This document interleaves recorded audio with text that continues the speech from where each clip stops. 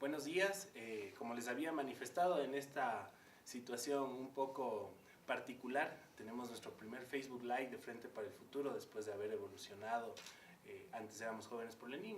Ustedes recordarán el último Facebook Live que tuvimos fue con la ahora canciller de la República, María Fernanda Espinosa, a quien le mandamos saludos. Y hoy estamos inaugurando este proceso de Frente para el Futuro con un amigo, con un compañero que estamos muy contentos de que haya sido designado ministro del Ambiente, que es nuestro amigo Tarcisio Granizo. En el mundo ambiental lo conocen como una de las personas que más domina la materia y que le va a hacer mucho bien al país en las políticas ambientales. Es una positiva designación del presidente Lenín Moreno, todo nuestro apoyo también. Tarcisio, gracias, Elías, muy amable. Y bueno, Tarcisio, no sé si quieras saludar a todos los que nos ven hoy. Bueno, un cordial saludo a todos quienes están viendo esta transmisión. Gracias, Elías y equipo, por invitarme a participar. No, el gusto es nuestro y muchas gracias por recibirnos. Tarcisio, antes que nada, la primera pregunta de rigor, ¿cómo te sientes en el cargo? Como pez en el agua. Muy bien, muy contento, con muchas ganas de hacer cosas. Tengo un excelente equipo de trabajo. Trabajar en este ministerio es una suerte. Qué bueno que lo sientas así. Y cuéntanos, me comentaban antes de tener este espacio de entrevista que ustedes están impulsando algunos temas como ministerio en este momento que son muy importantes que la gente lo conozca. Sí, mira, además de consolidar lo que el ministerio ha venido haciendo, lo que queremos es entrar mucho en el tema de bioeconomía, ¿no? Okay. Es decir, cómo lograr que el Ministerio del Ambiente se involucre con el sector productivo del país y lo que hacemos aquí, cómo se manifiesta o cómo se traduce en un verdadero cambio de la matriz productiva. ¿Cómo contribuye el Ministerio del Ambiente al cambio de matriz productiva? Por ahí es que también queremos ir en esta administración. ¿Y el presidente Moreno qué les ha pedido específicamente en los temas ambientales? Bueno, el presidente Moreno tiene algunas ofertas de campaña, particularmente hay dos. El primero es la reforestación en el país. Tenemos la meta de reforestar 500.000 hectáreas. Y la segunda es un liderazgo a nivel amazónico, en el cual el presidente Lenín Moreno, por ser un presidente amazónico, quiere sentar en una mesa a todos los presidentes amazónicos y hacer una serie de compromisos a mediano y largo plazo para conservar la Amazonía. Esto repotenciaría, por ejemplo, organismos como la OTCA, ¿no? En este sentido. Nosotros vamos a trabajar en esto con la OTCA, porque es el organismo natural para trabajar en la Amazonía. Es un organismo intergubernamental y con ellos debemos hacerlo. Y sobre otras cosas de las que estás desarrollándote, ya que tienes menos... Recién cumplimos un mes, creo, como gobierno nacional. ¿Qué otros temas has estado sacando en estos días? ¿Qué temas potentes tienes? Bueno, los temas más potentes ahorita es la creación del FIAS, del Fondo de Inversión Ambiental Sostenible, que es el que reemplaza al FAN. Okay. En eso hemos venido trabajando, estamos discutiendo el nuevo modelo de gestión para el Sistema Nacional de Áreas Protegidas. Estamos fortaleciendo temas de calidad ambiental. Queremos retomar, obviamente, todo el tema de Sociobosque por ser un programa emblemático para el país, y también un tema muy interesante que es dentro del tema de bioeconomía. Hemos tenido reuniones con estos proyectos. Hay un proyecto que, por ejemplo, ha descubierto que hay varias ranas que tienen en las pieles toxinas que han sido aisladas y que tienen un potencial biomédico futuro impresionante. Hablando de las ranas, por ejemplo, me comentaban de que, si no estoy mal, como que ha vuelto a renacer una especie como la jambato. Una especie, el jambato, que muchos de los que ya somos mayorcitos nos acordaremos que era una ranita negra con el vientre amarillo que había por todos lados cerca de Quito, en los páramos, y que desapareció en pocos años, en los años 80, y la ranita fue redescubierta, capturada y criada en cautiverio, y es la primera vez que el Centro Jambatu, que es un centro privado, digamos, que depende de una ONG y con cooperación del Programa de Naciones Unidas para el Desarrollo y de este ministerio, hemos logrado la reproducción han logrado en este sitio la reproducción en cautiverio de esta rana, lo cual es una gran noticia para la ciencia, para la conservación, porque quiere decir que es una rana que no está extinta, sino que tiene la esperanza de sobrevivir. Se la consideraba extinta. Se la consideró extinta durante mucho tiempo. ¿Ya? ¿Y cuántas ranitas hay? ¿Tienes idea? Bueno, el Ecuador es el país con más especies de anfibios por unidad de superficie en el mundo. Es decir, si comparamos el tamaño del país con el número de especies, el que más especies tiene por unidad de superficie del mundo. Por hectárea. Pero este estudio se lleva a cabo en unas pocas especies, como en 10 ranas, y de las cuales en 3 se ha encontrado estos compuestos, compuestos que eventualmente podrían ser útiles para fines biomédicos. Okay. Tú hablabas de bioeconomía un poco y tú decías todos los elementos que estás impulsando. Alguna vez escuché, probablemente no tenga el conocimiento exacto de lo que voy a plantear, pero por ejemplo en el Ecuador se había descubierto una especie de hongo que se come el plástico, por ejemplo. En ese tipo de descubrimientos, ¿qué hacen? Ese tipo de cuestiones son las que nosotros queremos impulsar. A ver, muchos de estos descubrimientos o vienen de universidades o vienen de la empresa privada. Es decir, el Estado todavía lamentablemente no tiene la capacidad ni los recursos para hacer estas investigaciones. Lo que sí tiene el Estado es primero la posibilidad de garantizar que esas investigaciones se hagan de la manera más correcta posible. Es decir, garantizando, por ejemplo, temas de bioseguridad. Okay. Segundo, velar porque se cumplan con los reglamentos. Tercero, también dar incentivos para este tipo de investigaciones que son absolutamente necesarias. Y sobre todo, una vez que estas investigaciones den sus frutos, dar incentivos para que estas investigaciones lleguen a buen puerto, generando los productos que pueden ser comercializados dentro y fuera del país. Esto puede generar trabajo a muchas personas. Puede generar trabajo, puede generar ingresos. De hecho, veíamos que solamente en aceites esenciales se importaron en el año 2013-2014 $90 millones en temas que pudieron haber sido hechos aquí, en productos que pudieron haber sido hechos aquí en el Ecuador. Hablemos un poco de conservación y sobre todo el Ecuador es un país mega diverso, lo que tú acabas de comentar con respecto a las ranas, pero salió en estos días una publicación en uno de los periódicos públicos que tenemos en este momento que decía que el Ecuador es uno de los países, de los 10 países más megadiversos del mundo y tenemos la gestión de los parques nacionales. ¿Hacia dónde va enfocada tu gestión en este momento?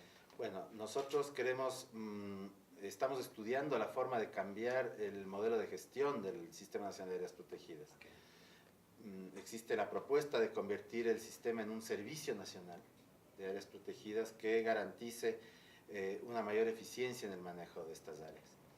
Eso por un lado, pero también hay que empezar a pensar en temas como la recategorización de ciertas áreas que están, por ejemplo, como parques nacionales, pero que no funcionan como tales, o áreas que funcionan como reservas ecológicas y que deberían ser parques nacionales, etcétera, etcétera. Tenemos que hacer un análisis de cuáles son estas recategorizaciones. Segundo, redelimitaciones. Hay áreas protegidas que tienen muchísima gente en su interior, incluso poblaciones.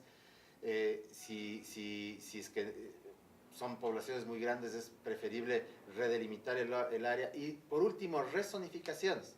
Es decir, hay sitios en donde hay actividad humana que podríamos declararles zonas de actividad humana sin perder la superficie del área, pero dándole al área el uso adecuado. ¿Por qué? Porque lamentablemente hasta ahora las personas que viven en áreas protegidas son las más pobres del país y eso no puede ser. Yo creo que es necesario que empezamos a pensar que uno de los roles de las áreas protegidas es precisamente dar beneficios a la gente, no coartarle en sus derechos. Y eso es lo que ha estado pasando. Por eso todos estos cambios en los modelos de gestión de las áreas protegidas tienen que servir para definitivamente garantizar los derechos y garantizar los beneficios de las comunidades que viven dentro o alrededor de las áreas protegidas. Tú dijiste algo muy importante que es, por ejemplo, las personas que viven dentro de las áreas protegidas son las personas más pobres del país. Y hay casos que uno siempre los está evidenciando por el trabajo, por la gestión política que realizamos. Es, por ejemplo, la gente que vive en Esmeraldas, por ejemplo, que tiene las peores condiciones de vida en este momento. Frente a eso, la redefinición o la relocalización también generaría algún espacio de productividad, de gestión de trabajo. Definitivamente, o sea, todos los temas ambientales son temas que tienen una característica fundamental. Al ser el ambiente un tema transversal, los temas ambientales tienen que ser resueltos no solo por el Ministerio del Ambiente, tienen que ser resueltos por el Estado en su conjunto. Entonces, cuando hablamos de este tipo de cuestiones, estamos hablando de garantizar en la población no solo los temas ambientales, sino los otros temas, los de salud, los de educación, los de productividad, los de justicia y equidad, que son importantes también para la gente.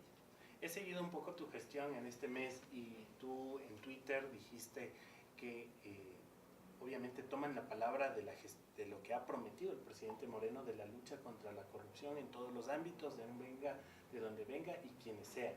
Frente a eso, el Ministerio del Ambiente, ¿qué ha estado planteando? Bueno, hemos planteado varias cosas. Primero, combatir la corrupción si es que hubiera dentro del ministerio. Eso es una instrucción que tiene todo el personal del ministerio. Pero corrupción no es solo recibir plata, dar plata, la coima. Es muchas cosas, ¿no? Es, por ejemplo, el uso indebido de bienes públicos.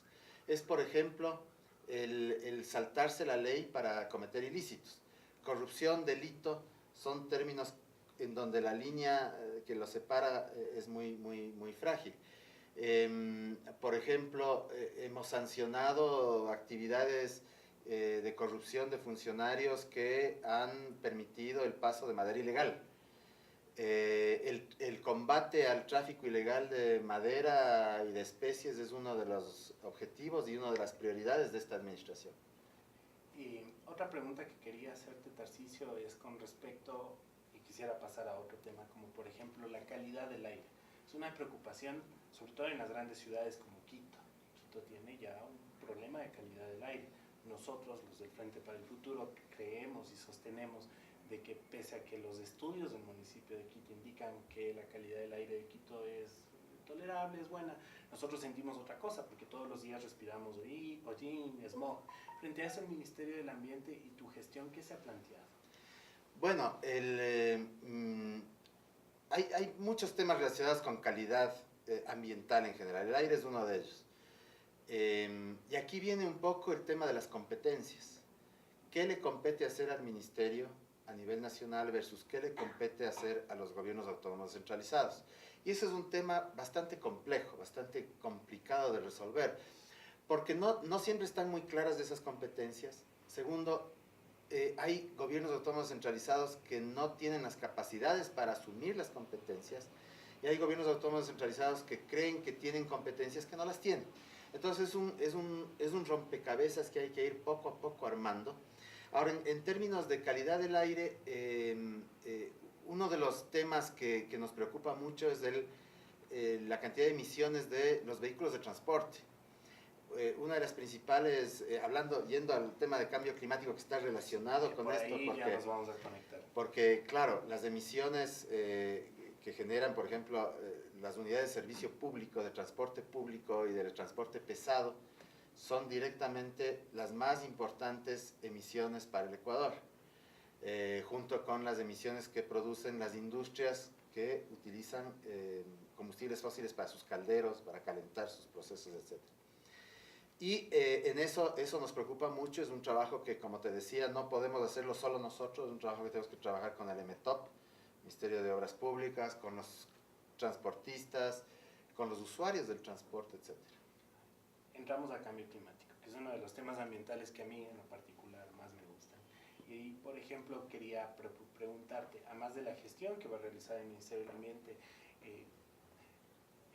la Asamblea Nacional aprobó recientemente la adhesión del Ecuador al Acuerdo de París, pero frente a la decisión del gobierno de los Estados Unidos de salir del Acuerdo de París, ¿todavía le debemos tener fe a los convenios internacionales con respecto a cambio climático? Yo creo que absolutamente sí. Si bien es cierto, Estados Unidos es el responsable por más o menos el 20% de las emisiones, yo creo que la decisión del gobierno federal de los Estados Unidos se contrapone con la decisión de varios estados de Estados Unidos, que han resuelto continuar en la lucha contra el cambio climático, pese a la decisión de Estados Unidos de salir del Acuerdo de París. ¿Uno de esos estados? Son varios, son California, Texas, siendo un estado petrolero, tienen medidas muy interesantes para enfrentar el tema del cambio climático. Hay como 250 alcaldes de Estados Unidos que han resuelto por voluntad propia seguir en la lucha contra el cambio climático. Hay, como aquí tenemos cuando se juntan los GATS se llaman mancomunidades. Hay mancomunidades de estados en Estados Unidos que también se encuentran luchando contra el cambio climático. Es decir, yo creo que la lamentable decisión del presidente Trump no va a causar demasiado impacto, porque, como digo, primero hay a nivel subnacional en Estados Unidos muchas iniciativas, pero también hay una sociedad civil, sobre todo de jóvenes norteamericanos, que van a continuar luchando contra el cambio climático y que han hecho demostraciones en contra de la decisión del señor Trump. El presidente Macron, el presidente francés recientemente electo, hizo una postura pública con respecto en general, varios presidentes, varios líderes mundiales se han manifestado al respecto. Y yo creo que con esto Estados Unidos vuelve una vez más, lamentablemente, a quedar aislado de estos procesos globales, de estas mingas colectivas que tenemos que hacer a nivel global para enfrentar temas globales como es el cambio climático. Así en infidencia, cuéntanos, ¿qué piensa el presidente Moreno sobre esa decisión? Yo me imagino que el presidente Moreno también la lamenta, ¿no? Ha habido una declaración del Ministerio de Relaciones Exteriores, que es la voz del gobierno hacia afuera, en que también lamenta la decisión de Estados Unidos. Particularmente en el Ecuador, la gestión de cambio climático va enfocado hacia algunos elementos, por ejemplo, el tema de desertificación, el tema de la degradación del uso del suelo.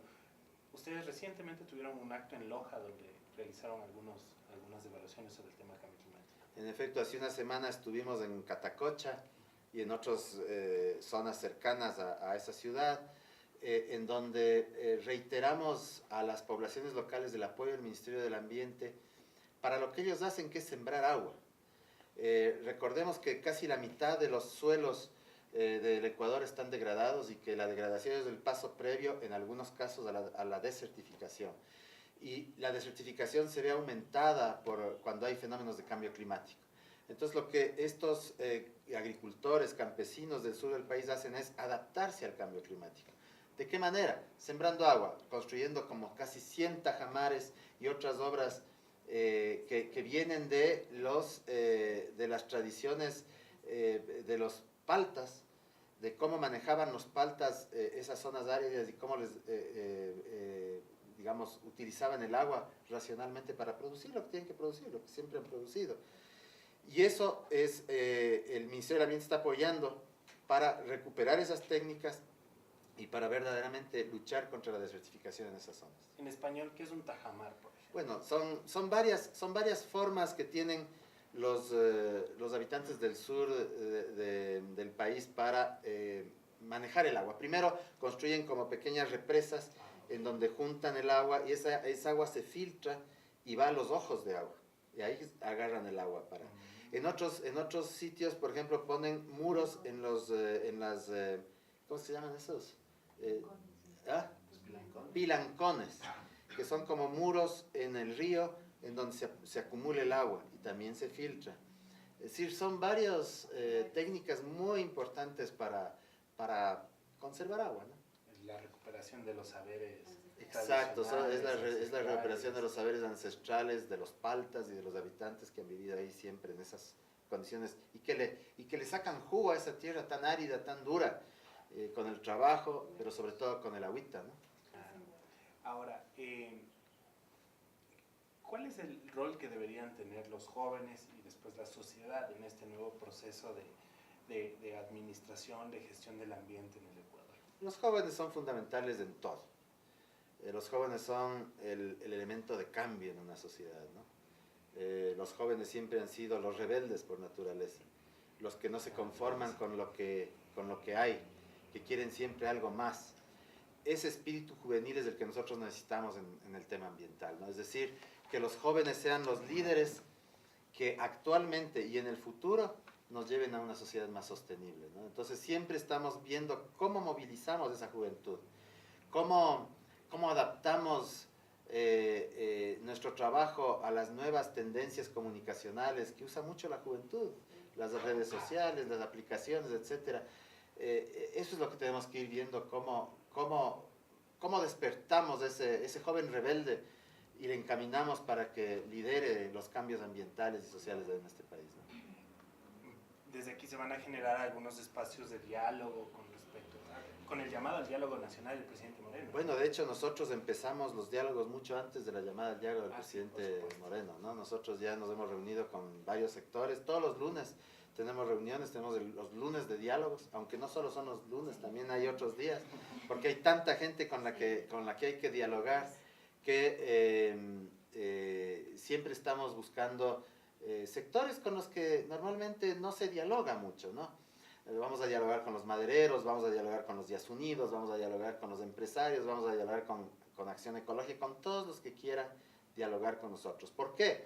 Porque nosotros consideramos que es fundamental oírnos primero, ¿no? Saber qué piensa el otro, ¿no? El que hemos tenido como rival o como enemigo, como el otro lado de la fuerza, digamos, ¿no?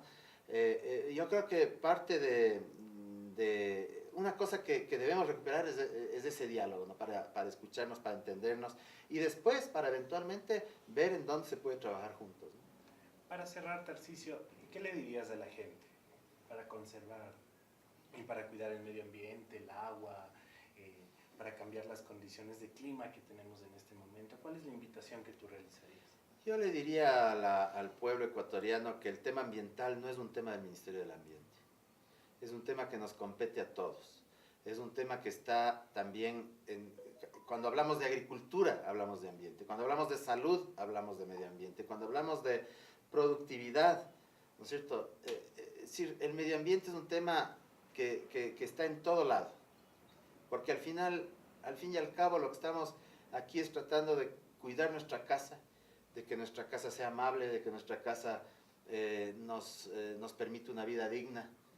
Entonces el tema ambiental es lo que hacemos día a día, no botar una basura, no dejar que se dañe la fruta para evitar el desperdicio, reciclar lo poquito que se puede reciclar en la casa, en el departamento de uno.